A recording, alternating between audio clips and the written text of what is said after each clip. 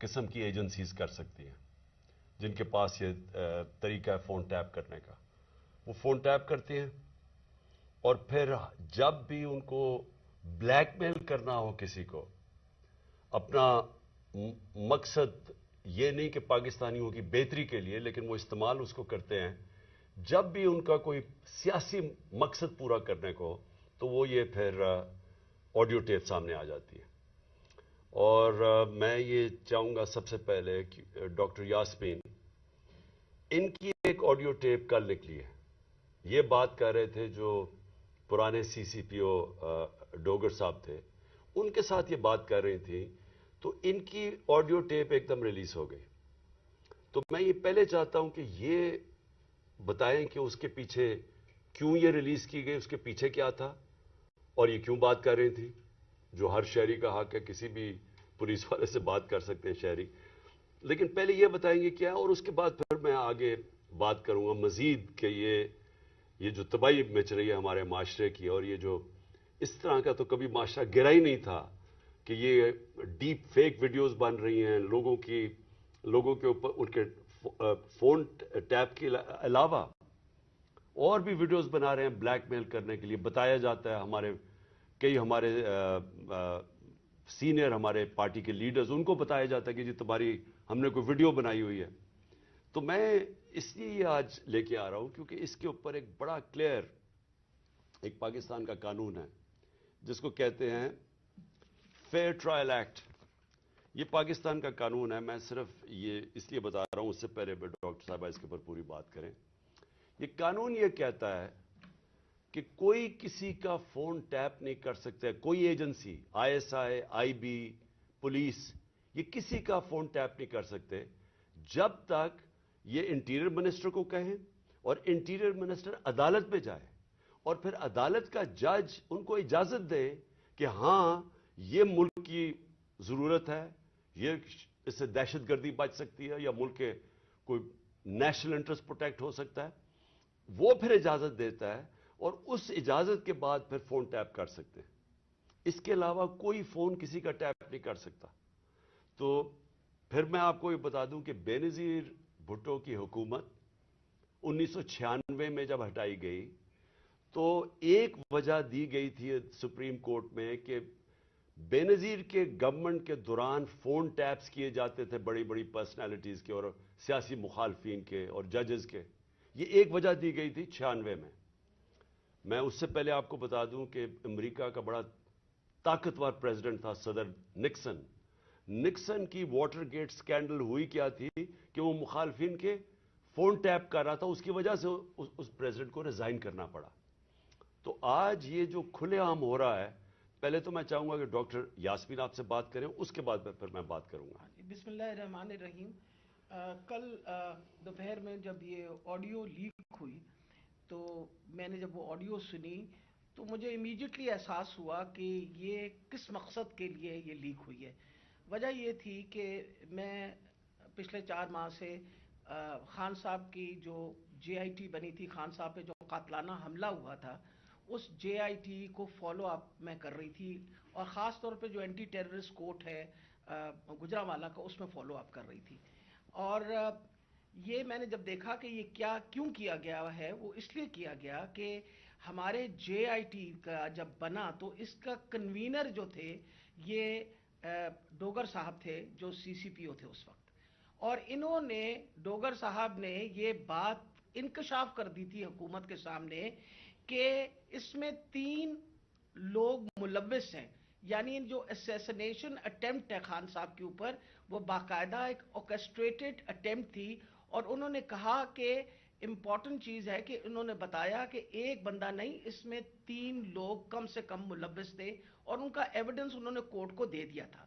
اور اس کے بعد جو پتا چلا وہ یہ ہے کہ افسروں کو بلیک میل کیا گیا. یہ کورٹ میں جب ایویڈنس کیا اور بلیک میل ہو کے کچھ افسروں نے ریزائن کر دیا، لیکن سی سی پی او جو ہیں ڈوگر صاحب، ہی اسٹک ٹو ہز گنز، وہ اسی طرح انہوں نے مینٹین کیا کہ یہ انکشاف ہوئے.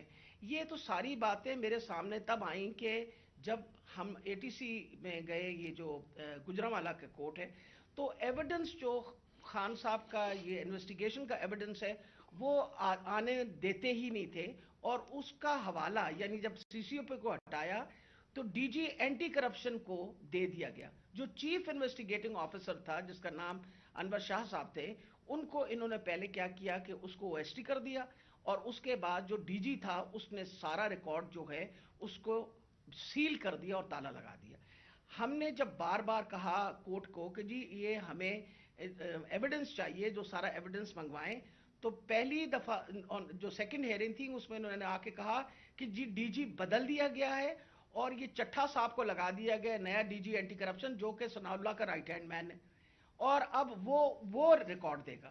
اس کے اوپر جج صاحب نے غصہ کھایا اور انہوں نے کہا کہ میں اب اپنے پروسیکیوٹنگ آفیسرز بھیجوں گا.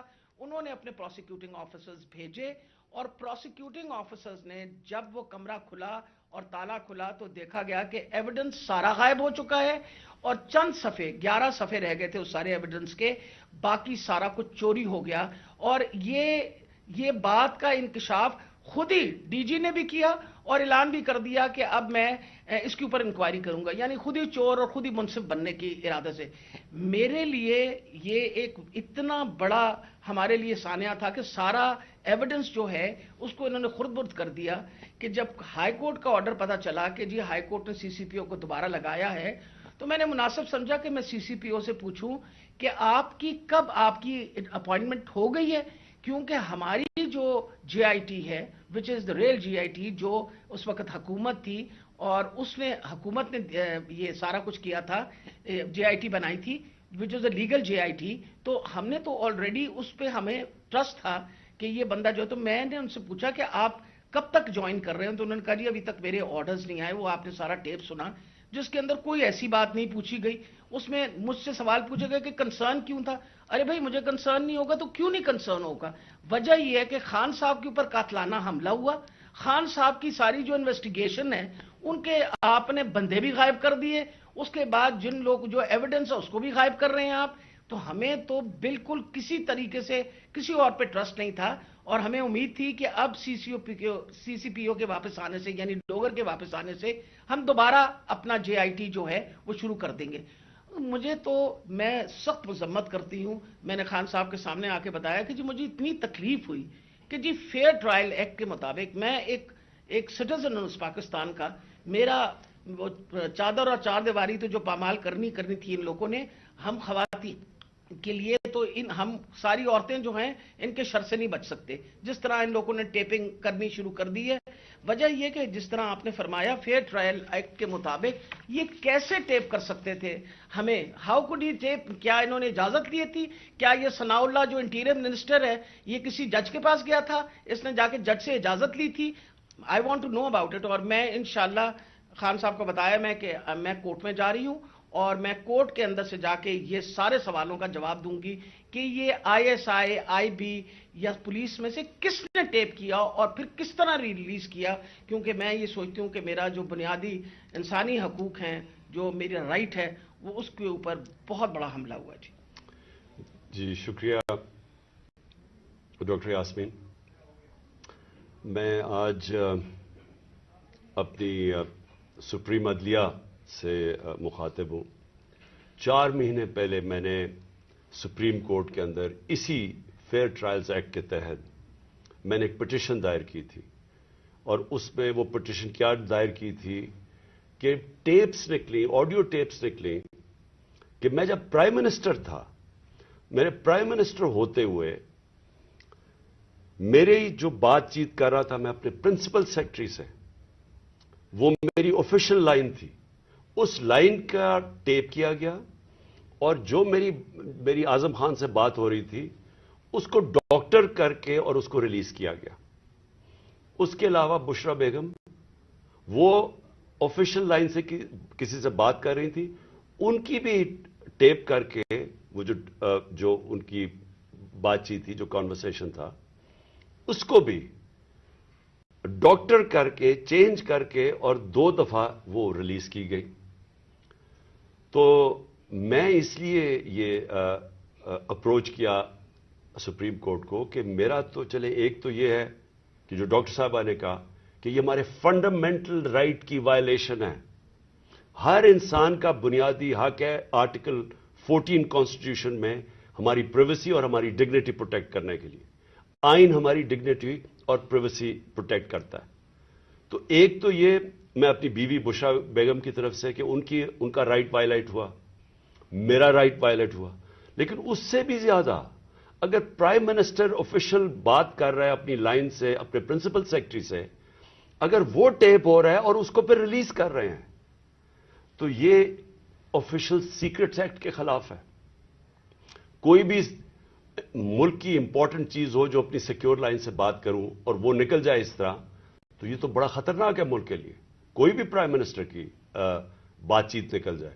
اور اس کے بعد شہباز شریف کی اور وہ مریم کی بھی کوئی آڈیو ٹیپ لیکس نکلی, اور اس کے اندر بھی اس میں تو خیر اور باتیں ہو رہی تھی. تو میں اس لیے کہنا چاہتا ہوں کہ ہماری عدلیہ کو اس کے اوپر ایکشن لینا چاہیے, کیونکہ یہ تو ایک اب پوری معاشرے میں ایک بیماری پھیل گئی ہے. ہر جب کوئی کسی کو بلیک میل کرنا ہوتا ہے اس کی ٹیپ نکلاتی ہے. سپریم کورٹ کے جج کے اوپر ان کی پرویز لائی کی وہ کو ٹیپ نکلائی, اور وہ صرف بلیک میل کرنے کے لیے, کیونکہ اس وقت پاکستان کی تاریخ کا ایک بہت اہم ایشو ہے 90 ڈیز کے اندر الیکشن کروانا. یہ ساری قوم اب دیکھ رہی ہے کہ کیا آئین کے اوپر ہماری عدلیہ 90 ڈیز میں 90 دن میں الیکشن کروا سکے گی یا نہیں کروا سکے گی. اور یہ اب عدلیہ کو بلیک میل کرنے کے لیے کوشش کی جا رہی ہے. اور انٹیریئر منسٹر, ملک کا انٹیریئر منسٹر خود بیٹھ کے ایک فون ٹیپ کی بات کرتا ہے, جب ڈائریکٹ اس کی ذمہ داری تھی کہ یہ ہوا کیسے فون ٹیپ. کیا اس نے پرمیشن لی تھی کسی عدلیہ سے, کسی ہائی کورٹ کے جج سے اجازت لے کے یہ فون ٹیپ کیا تھا؟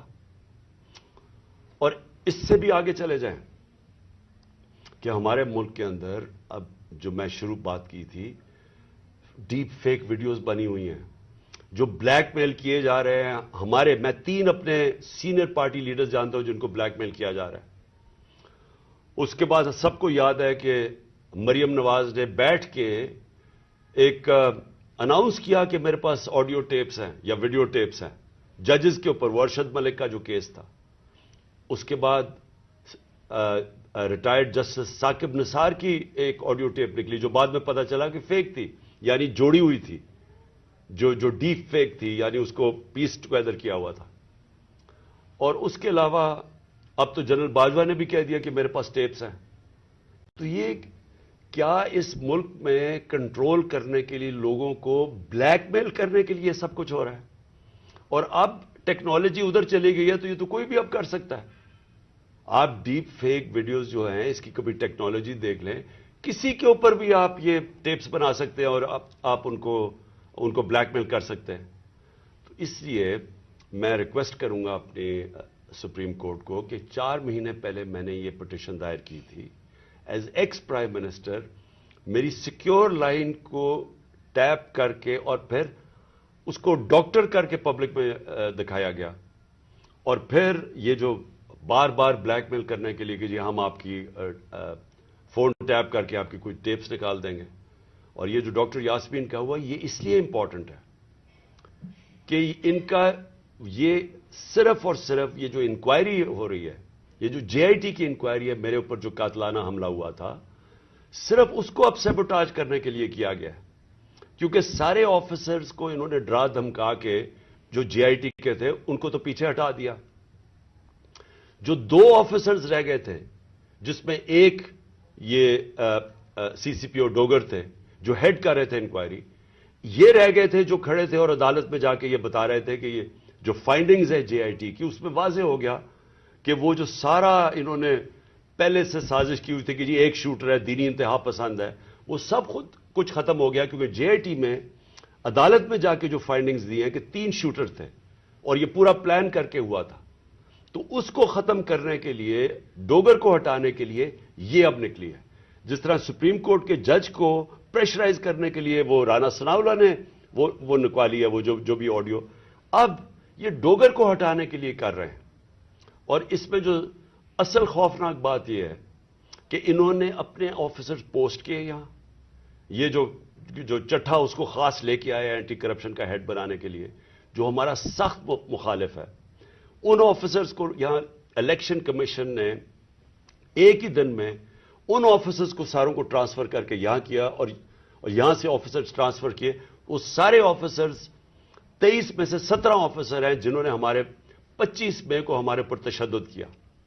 یہ جو سی سی پی او انہوں نے لگایا ہوا کامیانہ، اس کے ڈاکٹر یاسمین نے ایویڈنس دی ہوئی ہے کہ 25 مئی کو جو ہمارے لوگوں پہ تشدد کیا گیا اس میں یہ کامیانہ کا نام دیا گیا.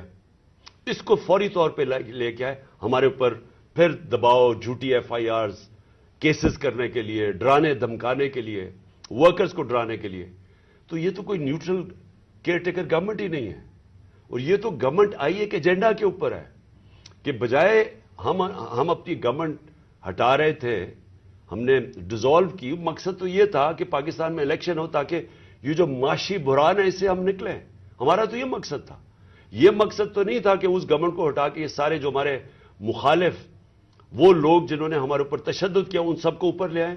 اور جو جے آئی ٹی میرے اوپر بنی تھی، جو پنجاب گورنمنٹ نے بنائی تھی، اس جے آئی ٹی کو سیبوٹاج کریں اور آ کے اس کا ریکارڈ پہلے سیل کریں اور پھر ریکارڈ میں سے سارا ریکارڈ غائب کر دیں، صرف 11 صفحے رہ جائیں اس کے، اور اوپر وہ آدمی کو بٹھا دیں جس نے آتے ساتھ ہی اس کی مشن یہ تھی کہ جے آئی ٹی کو سیبوٹاج کیا جائے تاکہ کسی کو نہ پتا چلے کون اس کے پیچھے تھا جنہوں نے مجھے قتل کرنے کی کوشش کی. اور یہ ساری آڈیو لیک اس لیے ہوئی ہے، جس طرح کہ سپریم کورٹ کو بھی بلیک میل کرنے کے لیے آڈیو پہلے ہوئی ہے. تو میں آخر میں پھر سے ریکویسٹ کرتا ہوں کہ ہم اپنے سپریم کورٹ کو درخواست کرتے ہیں کہ 4 مہینے پہلے میں نے پٹیشن کی تھی، پھر میں نے پچھلے ہفتے اس کو پھر سے کہا کہ اس کو سنا جائے.